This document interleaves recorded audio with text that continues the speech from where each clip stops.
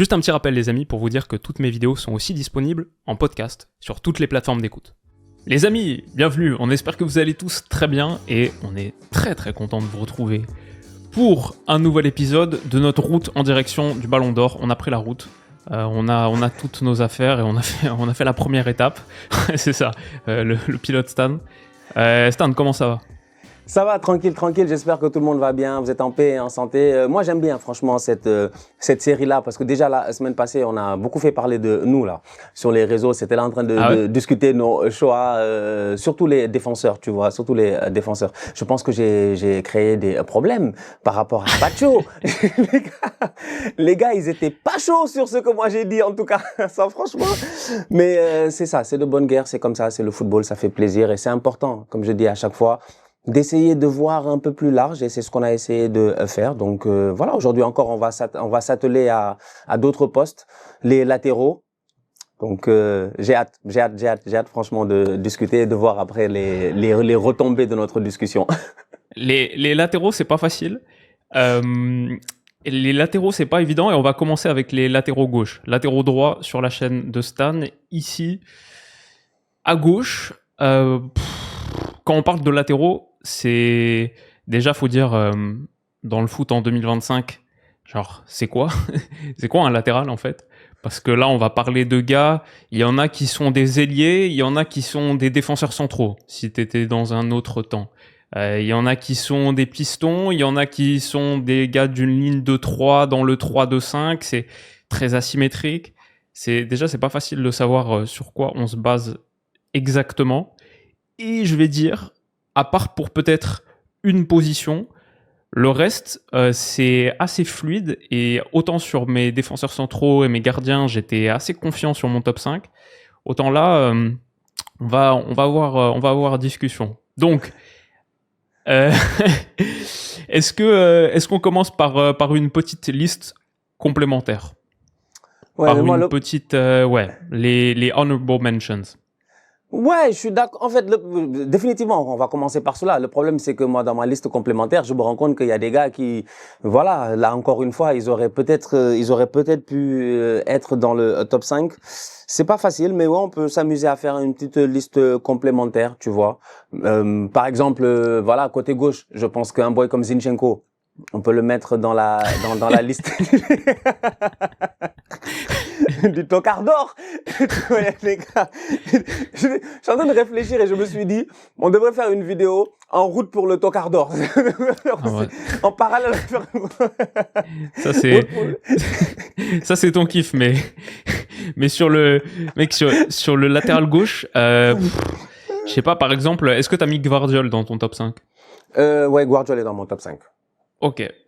Moi, j'ai mis Gvardiol dans ma liste complémentaire. Si je peux me permettre aujourd'hui de donner ma liste complémentaire, elle est pas facile, franchement. Mais j'ai d'abord, on commence par des anciens tocards qui sont devenus quand même des boys qui se sont gérés l'année passée. Un boy comme Nuno Tavares, la saison passée, on en a pas mal parlé, toi et moi. Je pense que même dans les drafts et tout, il me semble en début de saison, on en parlait. Ouais, il a fait une belle saison, voilà, à la Lazio. Bon, voilà, c'est une mention honorable. Il y a le boy de la Juve là aussi, Cambiasso.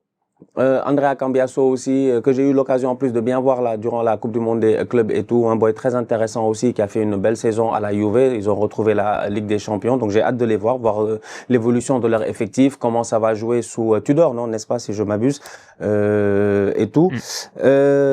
Après, j'ai pas mal de boys de Première Ligue. Évidemment, c'est mon championnat, c'est celui que je regarde le plus, c'est celui que je maîtrise en plus le plus. Donc j'ai Anthony Robinson de Fulham. Ouais, qui avait fait une saison tout simplement incroyable. J'en avais parlé plusieurs fois dans les débriefs, près de 10 passes décisives en Première Ligue. Mais le boy, franchement, offensivement, défensivement, il a juste été incroyable la saison passée, Robinson, l'Américain. Il y en a les 3 autres que j'ai, c'est Ryan Aït-Nouri. Top saison lui aussi, je pense 4 buts, 7 passes décisives en Première Ligue. En début de saison, il avait déjà annoncé la couleur en disant qu'il allait faire une grosse saison. Je me rappelle d'une vidéo de Aït-Nouri où je pense qu'il était dans sa chambre, il avait un tableau et il avait tous les matchs qui étaient dans un calendrier là. Et à chaque match, il était là, il disait minimum faut qu'il fasse une passe D ou bien il fasse un clean sheet ou il fasse un but. Et finalement, je pense que après avoir suivi ses leçons à la règle, il a été recruté par le général qui maintenant a une moustache, ça me fait peur. On n'a rien demandé dans la vie. Le gars, il a une moustache. C'est Pep Guardiola qui est revenu comme Heisenberg dans Breaking Bad. Donc, je m'inquiète un tout petit peu. Milos Kerkez. Vraiment top saison de sa part aussi à Bournemouth, absolument rien à dire. D'ailleurs, Bournemouth, miskin à eux, toute la défense va partir. Ils avaient un gardien, 4 défenseurs, ils vont tous les vendre. Donc, c'est ouf. Hâte de voir comment la saison prochaine ils vont gérer. Et le dernier, évidemment, c'est mon boy, MLS, Miles Lewis Kelly d'Arsenal. Pour une première saison en tant que rookie, on a envie de dire. Je pense qu'il sera pas loin d'être sur le podium peut-être du Golden Boy. Il a fait une saison tout simplement incroyable. Maintenant, bon, être dans le top 5, c'est compliqué parce que dans le top 5, il y a des gars qui, pour moi, ont du pédigré, un tout petit peu. Mais ouais, j'avais mis Lewis Kelly hors de mon Intéressant. Bah, écoute, là, on va voir que t'es particulièrement objectif parce que moi, j'ai mis Lewis Kelly dans le top 5. Je l'ai mis 5e. Et c'est à la fois une preuve de sa très très belle demi-saison, mais aussi que c'est pas forcément évident de qui est-ce qu'on met véritablement sur cette 5e place. Parce que c'est 1400 minutes de première ligue. En gros, il commence à jouer vraiment à partir de janvier, donc il n'y a que vraiment 2025. Et en plus, c'est même pas son vrai poste, Lewis Kelly. Théoriquement, c'est pas là où il a été formé, c'est peut-être là où il va faire sa carrière à Arsenal, mais c'est plus un 8 avancé, milieu relayeur gauche, etc. Et du coup, mais bon, il a fait vraiment des très très gros matchs contre le Real en Champions, contre Manchester City. Il a été excellent, t'as raison, podium Golden Boy sans problème. Et du coup, je l'ai mis, alors que j'ai pas mis Gvardiol, qui pourtant est peut-être c'est peut-être le joueur de la saison de Manchester City ou pas loin. Mais City fait une saison très difficile par rapport à leurs standards et il était dans un rôle assez hybride où aujourd'hui, je sais même pas si je le considère vraiment comme un défenseur gauche. Il a pas mal joué défenseur gauche, mais il a aussi joué défenseur central et maintenant avec le retour, avec la signature d'Aïd Nouri, ça va être grosso modo, comme on a vu à la Coupe du Monde des clubs, j'imagine le deuxième défenseur central aux côtés de Ruben Dias. Et du coup, c'est pour ça que je l'ai pas mis, mais après il a fait une très grosse saison. Et sinon, j'ajouterais simplement dans la liste complémentaire, Anthony Robinson, effectivement, 10 passes D, même s'il en a pas mis une depuis février. C'est 10 passes D, c'est resté 10 passes D pendant longtemps. Ça fait longtemps que Robinson il est à 10 passes D. Faut lui dire que cette saison, les compteurs ils sont remis à 0. Il recommence à 0 et il repart pas à 10. Mais il a fait une grosse saison. Il a porté le brassard de capitaine même pendant un moment. Il a été très bon. Kerkez aussi, comme tu as dit. Simplement, bon, même si j'ai beaucoup kiffé Bournemouth, on n'a pas mis Huysen, par exemple, la dernière fois dans notre top 5 des défenseurs centraux, parce qu'avec Bournemouth, le plafond de ta saison, si on se met dans la position ballon d'or, qu'il faut faire des grosses saisons collectives et tout, forcément, il est limité. C'est la même raison pour laquelle j'ai pas mis, comme Kerkez, un défenseur gauche de très grande qualité qui a fait un très gros transfert, Alvaro Carreras. Super saison individuellement, en Champions, quelques gros matchs, mais Benfica gagne même pas le titre au Portugal, donc tu peux pas vraiment le mettre dans le top 5. Et enfin, un dernier, voilà, tous des joueurs que j'ai considérés pour ma 5e place. Finalement, j'ai mis Lewis Kelly, ça aurait pu être Gvardiol, ça aurait pu être aussi Alphonso Davies. C'est dur pour moi, je l'ai pas mis dans le top 5, parce que même si à son top niveau, on sait tous, la réalité, c'est que Davies, il a fait 2 blessures cette saison, dont les ligaments croisés. Ça fait qu'en 2025, Bundesliga plus Champions, il a joué 9 matchs. 6 plus 3. Bon, qu'est-ce que tu veux ? S'il était là, ce serait une autre histoire. Il serait peut-être top 3. Mais il n'a pas assez joué en 2025, donc je le mets pas. Ouais, non, je suis d'accord avec toi. Alphonso Davies aussi, j'y ai pensé. Top latéral, en plus, il devait partir. Il a décidé finalement, il est resté. Et c'est dommage qu'il se soit fait les ligaments. Je pense que c'était quoi? C'était en mars ou un truc comme ça, hein, je pense. C'est ça, c'est ça. Assez tôt et tout.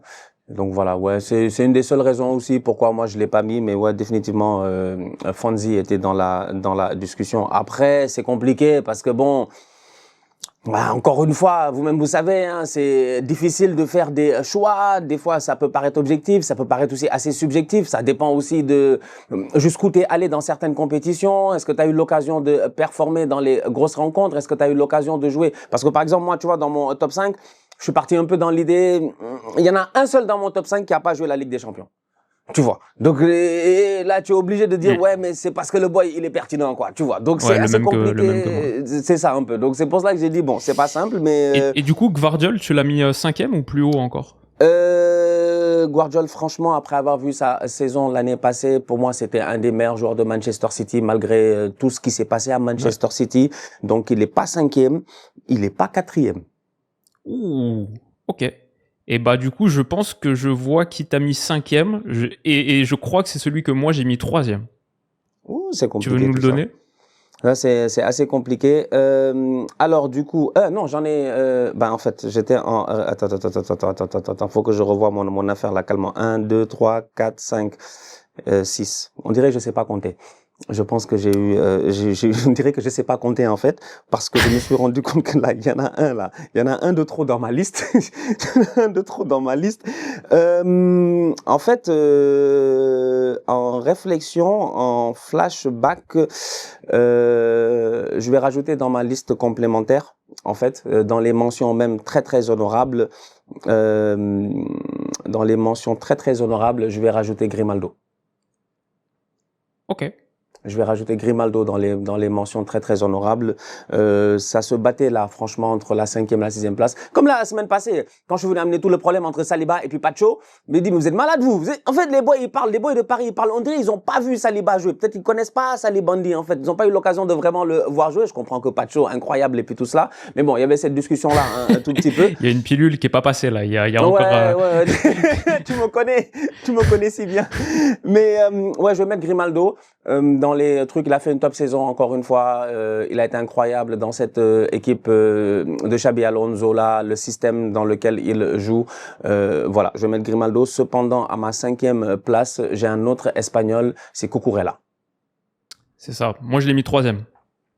Cucurella, 3e pour aller où? La saison de Cucurella, c'est difficile de faire mieux. League, toi aussi 3e, et Coupe du Monde des clubs, et la finale de Nations League avec l'Espagne, le joueur le plus utilisé par Maresca, 7 buts cette saison pour Cucurella. Ouais, j'avoue, hein. Il y a des bas. Il y a des bas. Je l'ai convaincu en 2 phrases. Fair enough. C'est là que je dis que dans tous les cas de figure, c'est compliqué. C'est difficile. Moi, entre le 5e et le 2e, je peux tous les intervertir quasiment. Voilà. Je mets pas Luis Kelly 2e ou 3e, mais sinon, je pense, 4e, 3e et 2e peuvent être à toutes les positions. Je mets Cucurella 4e, par exemple. Ça me choque pas. Mais ouais, je sais pas, par exemple, Cucurella, il sort de son Euro 2024 où il a été très bon et il fait une saison où il transforme totalement la narrative de lui à Chelsea. Il est candidat un peu Most Improved Player. Ça a été le joueur le plus utilisé par Maresca, 54 matchs, toutes compétitions confondues. Il n'a pas raté 1 minute de la Coupe du Monde des clubs, si on exclut le 3e match où Chelsea était déjà qualifié contre l'Espérance Tunis, et ils font la rotation complète, ils mettent tous les titulaires au repos. Et donc, Chelsea se qualifie pour la Champions. Se qualifier pour la Champions en Première Ligue, finir 4e de Première Ligue, c'est pas un titre, mais c'est pas mal. Genre, est-ce que ça vaut plus ou moins que remporter la Bundesliga, par exemple? Tu vois, c'est quand même un gros achievement avec cette Première Ligue qui est stacked. Donc déjà, ça, c'est un gros truc. Bon, la Conference League, c'est un détail. La Coupe du Monde des clubs, c'est moins un détail. En plus, il a été très bon. Il a un très gros impact défensif. Chelsea a fini 3e meilleure défense de Première Ligue la saison dernière. Ils ont encaissé seulement 2 buts de plus que Liverpool. Et Cucurella a été très très fort là-dessus. Et il a scoré, comme je t'ai dit, 7 buts, dont un contre Manchester United, 37e journée, un but qui permet d'accrocher la Champions. À 27 ans, c'est un des seuls joueurs d'expérience de Chelsea. Il amène du métier. On l'a vu en finale de Coupe du Monde des clubs, par exemple, avec João Neves, l'accrochage. Derrière, il tombe immédiatement quand il se fait tirer les cheveux. Il a du métier, il a du vice. C'est un très bon défenseur. Et il a ajouté des buts avec de la projection. C'est pas un dribbleur, mais c'est un mec qui a du flair un peu dans le dernier tiers. Et par exemple, je l'ai mis, et ça, c'est un truc où j'étais pas hyper confiant, mais je l'ai mis devant Baldé, comme de la Fuente met Cucurella devant Baldé dans sa sélection nationale. À l'heure actuelle, c'est Cucurella le titulaire latéral gauche, c'est Cucurella le joueur le plus utilisé par Maresca, et il a fait une énorme saison. Donc c'est pour ça, je pense, même avec l'arrivée de Yorel Hato, en provenance de l'Ajax. Je pense Cucurella, là, qui va rester le titulaire à gauche pour Chelsea. Atos sera peut-être défenseur central gauche, on verra en fonction du système, etc. Backup de Cucurella. Mais le mec a fait une très très grosse saison. Je vois pas comment ce serait possible en fait de faire une plus grosse saison vu que Chelsea était pas en Champions. I guess ils auraient pu remporter la Première Ligue, mais la Coupe du Monde des clubs en plus, c'est un gros truc. Et après il y a débat avec tous les autres, notamment avec Baldé que j'ai mis perso 4e, mais je suis prêt à entendre des avis contraires sur cette saison. Voilà, même chose en fait. Moi, je poursuis. Après Cucurella, c'est Alejandro Baldé que moi je mettais à la 4e place, en me disant que voilà, il a tout simplement lui aussi été top la saison passée. Malheureusement, il y a eu une petite blessure à un moment donné qui lui a fait rater quelques matchs. C'est pour cela qu'on a eu l'occasion de voir Gérard Martin. Mais sinon, après, jusqu'à présent, on a quand même cette discussion-là, à savoir, bon, Baldé, il n'a pas été appelé en équipe nationale, pas été appelé en équipe nationale. Il y a Grimaldo aussi, comme tu as dit, il y a du monde à gauche. C'est ça, il y a beaucoup de personnes sur le côté gauche, mais Baldé la saison passée, pour moi, c'était une saison un tout petit peu, entre guillemets, de confirmation, parce que vraiment, il a été top. Il y a peu de fois où je me rappelle où j'ai eu à parler dans un débrief négativement de Alejandro Baldé. Le travail, il l'a fait sous Hansi Flick. Moi, j'ai l'habitude de l'appeler le Latelier. Baldé, moi, ça me rappelle un tout petit peu un Dani Alves au moment où il s'est géré, au moment où il était libre. Moi, il était, he was a free man. Mais donc c'est ça, en fait. Donc, Baldé, franchement, moi, j'avais mis Baldé 4e, mais après, c'est discutable. Tu vois, par exemple, Cucurella, moi, j'entends tes arguments. Je suis d'accord avec la plupart de tes arguments. En termes de chiffres, je peux pas beaucoup discuter. Après, bon, c'est plus une question, comme j'ai dit, je me suis basé un tout petit peu en me disant, bon, voilà, les gars, ils sont top.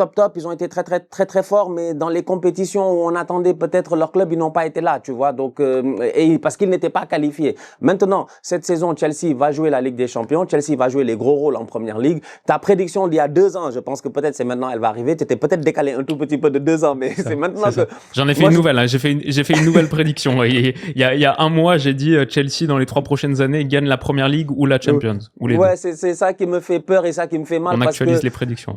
On peut pas accepter que Chelsea gagne la Ligue des Champions avant Arsenal. Franchement, moi personnellement, je veux pas accepter. Ils l'ont déjà fait. Ils l'ont déjà fait 2 fois. Oui, mais là maintenant, à partir de maintenant que j'ai un 9, tu vois, à partir de maintenant que je peux, quand on me dit quoi de 9, je peux dire j'ai un 9, faut vraiment m'aider, s'il vous plaît.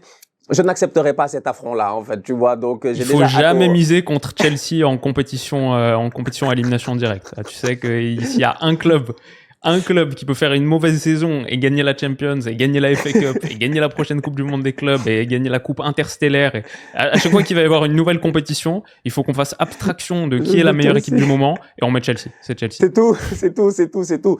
Ils ont cette mentalité-là incroyable avec le recrutement de Hato en plus. Je pense que ça va juste ramener, encore plus de profondeur dans ce banc et dans cette défense de Maresca-là. Donc Cucurella, je peux comprendre tes arguments. Je suis tout à fait d'accord. Je pense que dans le top 5, hormis peut-être la première place. Pour moi, les 4 autres, j'aurais pu bouger dans tous les sens possibles, franchement, sans aucun stress. Donc Cucurella. Et ensuite, donc évidemment... vas-y. Le truc avec Cucurella et Baldé, genre qui est-ce qu'on met devant l'autre, on est rappelé à l'absurdité un petit peu de cette conversation. C'est que c'est tous les deux des latéraux, mais en vrai, c'est pas du tout le même profil. Il y en a un, c'est un ailier. Et l'autre, c'est je crois Baldé, il est 98e centile en Europe en dribble réussi. Donc c'est une machine à dribble. Cucurella, je pense, c'est 8e centile, un truc comme ça. À l'inverse, Baldé est premier centile en tacle, premier centile en interception. Ça veut dire que par rapport aux autres latéraux des 5 championnats majeurs, 99% font plus de tacles et plus d'interceptions par match que Baldé. En gros, c'est à peine un défenseur, c'est même pas vraiment un défenseur Baldé.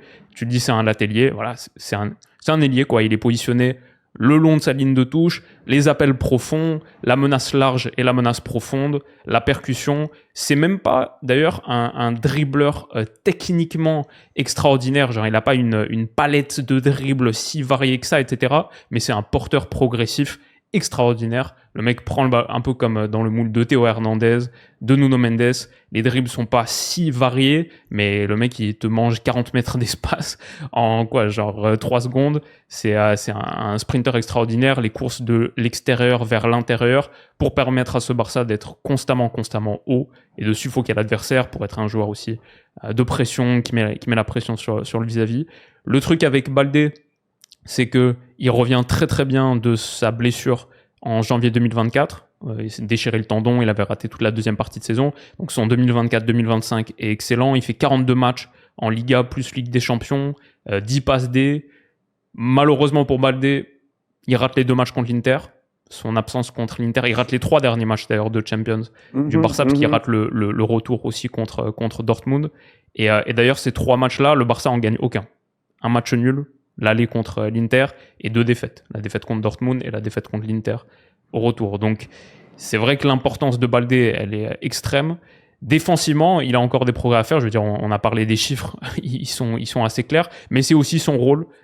Si on regarde ce Barça, pareil, genre dans notre conversation sur ta chaîne sur les latéraux droits, on va parler de Koundé, mais Koundé, Baldé, latéraux tous les deux sur le papier. Je veux dire, Koundé, il est dans le 77e centile des latéraux qui touchent le plus de ballons dans leur premier tiers.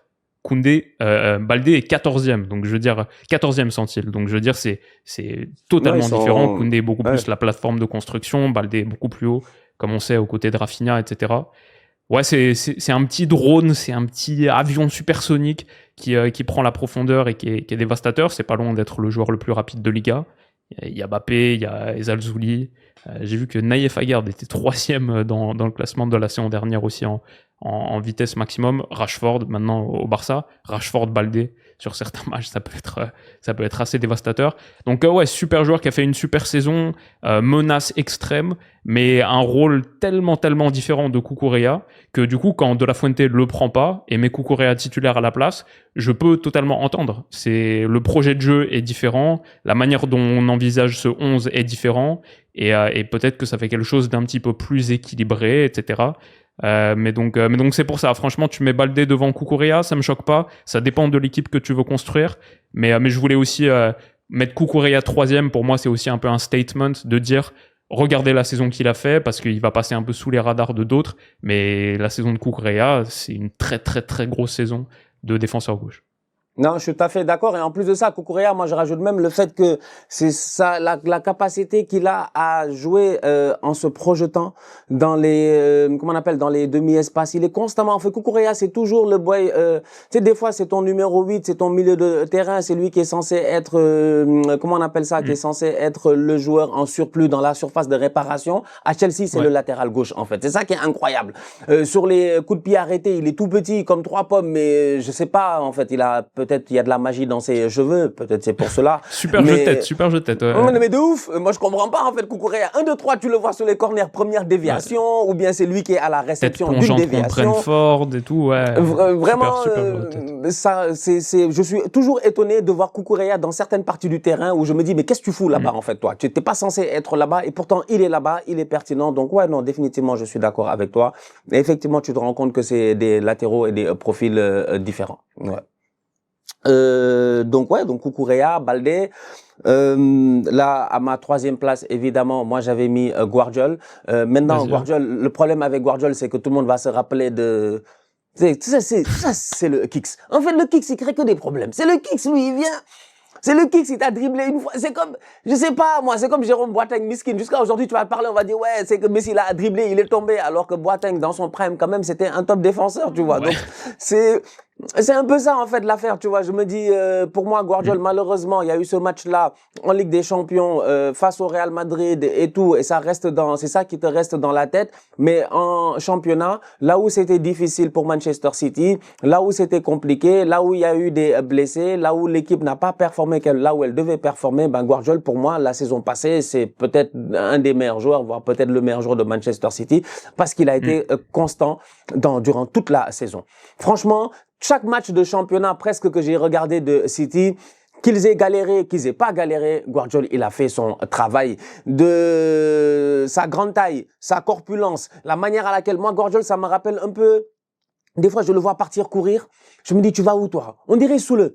Après, Soule de Dortmund, là, à un moment donné, des fois, il prenait le ballon, il partait. Quand il driblait les gars, et tout, tu te dis, mais c'est quoi ce caterpillar, là? C'est quoi ce gros camion, là, qui réussit à faire des slaloms et tout? Bah, contre l'Atlético Madrid, il y a une image de Soule qui passe 2 dribbles sur son côté, il est prêt. Hein. C'est un fou. C'est un fou, lui. Donc, non, moi, j'aime bien. J'ai beaucoup... Oh, putain, qu'est-ce qui s'est passé? Donc, j'étais en train de dire que Guardiola,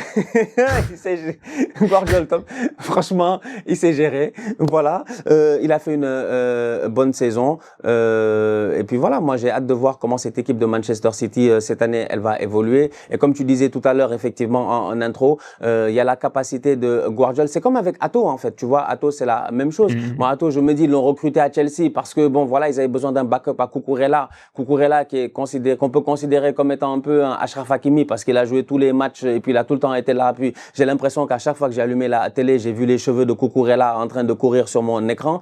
Donc du coup, rendu à ce point-là, je me dis ouais, un boy comme Atto, ben ouais, il peut dépanner sur le côté gauche, mais en même temps, il peut aussi jouer en défense centrale, ce qu'il a eu à faire plusieurs fois au courant de sa carrière. Guardiola, c'est la même chose. C'est cette voilà, c'est autant sur le côté, tu as l'impression que son gabarit ne peut pas lui permettre de pouvoir accélérer, courir, faire les retours qu'il faut, alors qu'il le fait. Et là, maintenant, à Manchester City, ben, avec l'arrivée d'Aït Nouri, il se peut effectivement qu'il joue en défense centrale. Donc ouais, non, moi j'ai hâte de voir Guardiola, mais j'ai bien aimé sa saison. Le mettre dans ce classement-là, pour moi, c'est pas du tout un scandale. Ce serait largement mérité. On retient collectivement que Manchester City a plus ou moins, on va dire, ça a été un naufrage, un peu, parce que bon, c'est City. Tu vois, City, s'ils jouent pas le titre jusqu'à la dernière journée, tu peux considérer que leur saison, entre guillemets, ils se sont pas gérés, elle a été un peu ratée, et je pense que les fans de City, c'est ce que eux, ils ont ressenti. Donc, pour moi, dans cet effectif-là, s'il y a eu quand même une lumière, en tout cas défensivement, c'était Guardiola, donc ouais, top. Ouais, et même sur la projection, je pense que c'est là qu'il a le plus surpris, étonné. On le pensait pas autant capable de faire ses appels dans le dernier tiers, etc. Et c'est d'ailleurs triste que effectivement ce qu'on retienne de son match contre le Real, c'est le Mbappé, etc. Parce que en vrai, dans ce match, il a une superbe incursion où il bombarde depuis genre la moitié du terrain et il fait l'appel parfait pour ensuite donner la passe décisive à Erling Haaland en faisant un superbe enchaînement. Donc dans ce match, dans cette double confrontation, il avait aussi eu un très très gros moment de lumière, bien sûr, qui sera passé au second plan avec l'élimination de City contre le Real sur ce match de play-off où City a fait une saison compliquée, etc. Mais ouais, vraie bonne saison, quelque chose sur lequel s'appuyer. Et pour un gars qui a en plus la particularité d'être il a le même nom que son coach, mais pas seulement le même nom, le même prénom aussi, parce que Pep Guardiola, Josep Joško en croate, ça veut dire Joseph aussi. Wow, donc est-ce qu'on a déjà vu ça? Le mec, en vrai, il s'appelle Pep Guardiola, mais juste en croate. Genre. Et puis là, ouais. Ça m'a même refait penser au fait que genre Guardiola il fait parce que là tu es en train de le dire à quel point c'est dommage comment quand tu es défenseur, il suffit qu'il y ait un truc qui se passe mal. Ouais. Pour qu'on se rappelle que de ça. On va te dire, ouais, la Croatie à la Coupe du Monde, on va dire, ouais, mais c'est Messi, il a fait l'assist du siècle, il est parti, il a pris Guardiola, il la cook sur le côté là-bas pour faire la passe pour Julian Alvarez. Oui, mais Guardiola fait quand même un truc exceptionnel, tu vois. Donc, yeah, c'est ingrat le poste. Non, c'est ingrat le poste de défenseur. C'est trop ingrat. Donc, ça conclut la partie, disons, la partie où il y a discussion. Qui est 5, qui est 4, qui est 3, qui est liste complémentaire et tout. Il y a un bon petit contingent de joueurs que tu peux mettre un petit peu de partout. Mais le top 2, je pense le top 2, il est incontestable. L'ordre du top 2, il est incontestable. On est d'accord. Notre deuxième, c'est d'abord Federico Di Marco. Oui, effectivement.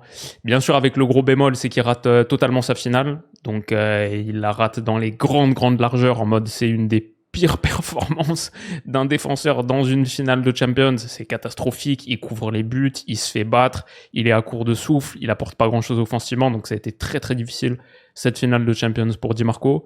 Mais on va pas condamner un joueur pour un match, même si c'est le plus gros match.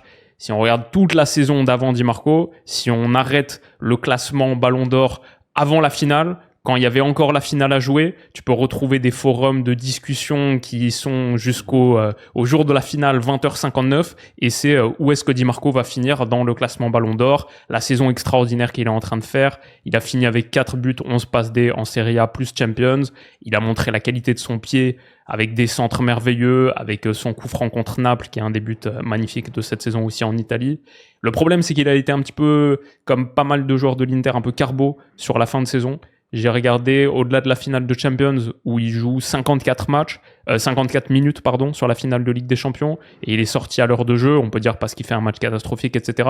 Mais aussi contre le Barça, aller et retour, il est sous la barre de l'heure de jeu. 56 minutes à l'aller, 55 minutes au retour, dans un match qui pourtant va à 120 minutes en prolongation.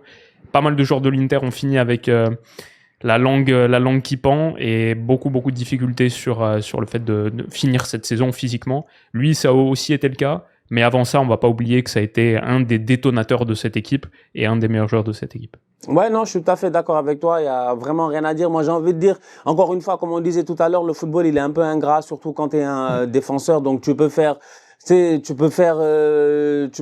choses qui sont parfaites. Il en suffit juste une qui soit pas bonne pour que sur les 10 choses que tu as faites, tout le monde se mette à douter. Malheureusement pour Di Marco, c'est dommage. Il est tombé. Voilà. Pour moi, c'est à partir de cette demi-finale-là face au Barça que sa saison, en fait, c'est là où tu vois que Di Marco, il était un tout petit peu au bout du rouleau. Et il y a un méchant qui est venu, qui l'a achevé. Ce méchant, il s'appelle Lamine Yamal. En fait, c'est aussi simple que cela. T'enlèves l'aspect Lamine Yamal et automatiquement, je pense que Di Marco, peut-être qu'il aurait tenu, tu vois. Et miskin pour lui, parce que les gars ont essayé de l'aider. Mkhitaryan a essayé de l'aider, lui aussi, on l'a mis dans la sauce. Bastoni, il est venu pour l'aider, lui aussi. Il a failli, lui aussi, être dans la sauce. Donc, c'est ça. C'est un peu ça, malheureusement, le malheur de la saison de Di Marco. Mais sinon, statistiquement parlant, il a encore une fois été exceptionnel. T'en as parlé de ce coup franc-là. On peut parler aussi de ses passes décisives, de ses corners qui ont été pertinents, de pas mal de choses qu'il a faites. En fait, franchement, c'est un top player. C'est un joueur qui, ces dernières années en Serie A, fait partie des meilleurs. Dans cette équipe de l'Inter là, en plus, qui a bien performé avec Inzaghi, qui s'est battu pour le Scudetto jusqu'à la fin. J'ai envie de dire que Di Marco, comme toute l'équipe de l'Inter, à la fin, ils peuvent avoir pas mal de regrets. On l'avait dit la semaine passée. C'est dommage, t'arrives et que finalement tu gagnes. Voilà, tu perds tout ce que tu devais gagner. Ils sont médaille d'argent de tout, quoi. Genre proche du trophée, proche de la victoire. À un moment, ils étaient en lice pour le triplé, reproduire l'exploit de Mourinho 2010. Est-ce qu'ils vont avoir des joueurs placés Ballon d'Or et tout? Et il finit deuxième de notre classement, comme l'Inter finit juste une marche en dessous de la victoire, un peu de partout.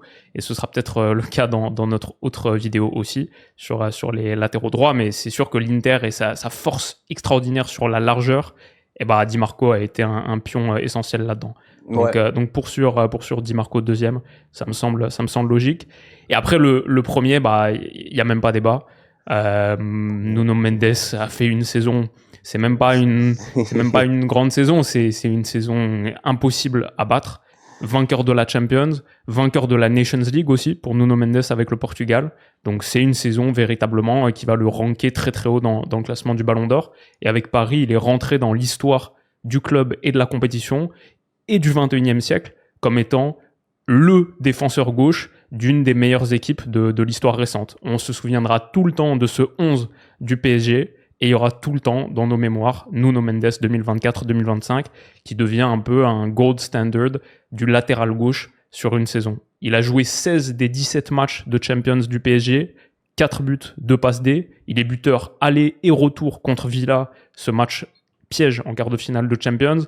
Le 3-1, on se souvient au bout du bout, pour la feinte pied gauche et il finit pied droit, il assoit Martinez et il met le but dans le temps additionnel, match aller qui s'avérera vital. Il marque le 2-0 à Villa Park au bout d'une super contre-attaque et c'était ça Nuno Mendes, la force de projection extraordinaire, mais aussi l'impact défensif. Et là-dessus, il y a eu de vrais progrès. On se souvient de Mendes mangé par Jadon Sancho, par exemple, en demi-finale l'an dernier. Ouais, c'est vrai. Il est revenu en 2024-2025 et il a dit non. Il a affronté Mo Salah, match aller au Parc des Princes, 8 tacles tentés par Nuno Mendes, 8 tacles réussis. Salah, je pense, sur la double confrontation, 90 plus 120 minutes, je crois qu'il passe un dribble en 200 minutes de temps de jeu. 5 sur 6 aussi pour Nuno Mendes en tacle réussi au match retour à Anfield et avec 4 interceptions en plus. En vrai, Nuno Mendes en Champions, il termine 30 tacles réussis. 30, c'est le latéral de tous les latéraux avec le plus de tacles réussis. Et 25 dribbles réussis, c'est le latéral de tous les latéraux avec le plus de dribbles réussis. On parle beaucoup de son pendant à droite, Achraf Hakimi bien sûr, à gauche, Nuno Mendes, la saison qu'il a fait est juste spectaculaire dans toutes les catégories. Il y a du vert sur son profil FBRF, 95e centile en dribble réussi, mais aussi en passe progressive. En action qui amène à un tir, il est 90e centile. Et il est dans le premier tiers en tacle, en interception, en duel aérien remporté. Il y a eu une vraie progression sur le domaine défensif. Quelques erreurs ici et là, quelques petites sautes de concentration. La perfection n'existe pas, et c'est vrai qu'en finale de Coupe du Monde des clubs, il y a une petite déconcentration sur le but amené par Malo Gusto sur le côté droit, mais il termine pas là-dessus. Enfin, il termine strictement peut-être là-dessus avec le Paris Saint-Germain. Mais il y a aussi une victoire en Nations League avec le Portugal, et dans cette Nations League, il donne la passe décisive pour Cristiano Ronaldo contre l'Allemagne en ayant totalement mangé Pavlovic à l'intérieur et en ayant fait passer, en ayant montré sa supériorité sur 5 mètres. Une accélération de Nuno Mendes, c'est un coup de foudre. Il est dévastateur. Et il marque le but en finale contre l'Espagne aussi pour permettre au Portugal de revenir à un partout où il tue Mingueza, décoche une frappe sèche, filet opposé. Donc un vrai joueur d'impact. Et le plus terrifiant avec Nuno Mendes, c'est qu'il vient d'avoir 23 ans. C'est incroyable. Moi, c'est ça en fait qui me choque le plus, c'est que le boy, il a l'avenir devant lui. Et en plus de cela, avec Luis Enrique, il y a un autre point, parce que pour moi, tu as déjà tout dit, mais il y a un autre point qu'on ne doit pas enlever, effectivement, et tu l'as dit un tout petit peu, c'est vraiment le travail défensif. C'est à quel point cette équipe du Paris Saint-Germain là, tu vois, par exemple, quand on parlait tout à l'heure du Barça en parlant de Baldé, en disant, ouais, tu as le latelier, mais un latelier doit aussi être un latelier défensif, tu vois. Alors que dans cette équipe du Paris Saint-Germain là, en fait, il y a toujours, il y en a un qui monte, il y a l'autre qui reste en rétention. Ils sont souvent 3 dans cette ligne-là derrière, hein. Donc c'était Nuno Mendes, Pacho et puis Marquinhos. Et puis tu avais Achraf qui montait. Mais Nuno Mendes, quand il montait aussi derrière, il y avait toujours un des milieux de terrain qui venait pour couvrir peut-être la position. Ouais, beaucoup, voilà, et ça, exactement. Et derrière, défensivement, quand il était là dans cette ligne de 3 là, il était tout simplement sensationnel. Je pense que durant la Coupe du Monde des clubs, là, il y a un retour défensif qu'il a fait à un moment donné. Je me rappelle même plus c'était sur qui. J'en ai parlé dans le débrief, où tu le vois, mais il revient en fait, il court comme un malade pour venir faire ce tacle-là, pour empêcher. Est-ce que c'était pas... Il est écœurant quand il est comme ça. Tu peux avoir 5 mètres, 10 mètres d'avance sur lui sur une longue accélération et il te rattrape. Non, c'est sûr qu'il va te rattraper. Je pense que c'est le match face au Real Madrid. Je pense qu'il fait un retour sur Kylian ou un retour sur Vinicius. Je pense que c'est un retour soit sur Kylian ou sur Vinicius, où tu te dis, waouh, franchement, à ce moment-là, toute la défense du Paris Saint-Germain, toute la défense du Real Madrid, toute la défense, pardon, du PSG est déjà peut-être battue. Ton Marquinhos, machin et tout cela, les gars, ils sont peut-être un peu à la ramasse, mais c'est Nuno qui va venir pour couvrir. Donc ouais, c'est un latéral new generation, c'est un essuie-glace. C'est un essuie-glace, tu peux lui mettre n'importe quoi et il va ratisser de gauche à droite, franchement. Mais lui, c'est pas de gauche à droite, c'est de haut en bas. Donc c'est un essuie-glace inversé. Et voilà, c'est ça, c'est vraiment ça, Nuno Mendes. La Ligue des Nations, t'en as parlé aussi. J'ai vu qu'il a joué les 10 matchs de la Ligue des Nations. Il a tout le temps été titulaire. Il est indéboulonnable dans ce poste-là de latéral au niveau de la sélection. Et derrière aussi, au-delà même de son jeune âge, il y a aussi la constance dans ses performances. Parce que bon, on connaît les Portugais. Il y a pas mal de très très bons joueurs au niveau du Portugal, tu vois, on peut parler de João Cancelo, on peut parler de Dalot aussi, tu vois, il y a pas mal de joueurs qui, on peut dire de temps en temps, dans certains matchs, tu as l'impression que les boys, normalement, c'est ça leur niveau et tout, mais dans d'autres, malheureusement, ils perdent un tout petit peu. Nuno Mendes, rares ont été les fois où il a perdu du niveau. La seule fois où il en a perdu, comme tu l'as dit, c'est face à Chelsea, c'est le dernier match. Ils en avaient joué 150. Les gars étaient déjà fatigués, ils étaient déjà en vacances déjà. Luis Enrique, il est arrivé à la Coupe du Monde des clubs en mode vacances déjà. Il leur a dit, faites ce que vous voulez. Si vous avez envie de sortir, le nombre de vidéos que j'ai vues sur les réseaux, de voir les boys se promener dans la rue, Nuno Mendes, Zaïre Emery, machin, Désiré Doué, ça se promenait à Los Angeles, ou je sais même plus où est-ce qu'ils étaient, à Atlanta, et t'as des gens qui viennent et qui sont comme, mais attends, c'est vrai, c'est les joueurs du PSG, c'est pas les joueurs du PSG, c'est qui lui et tout.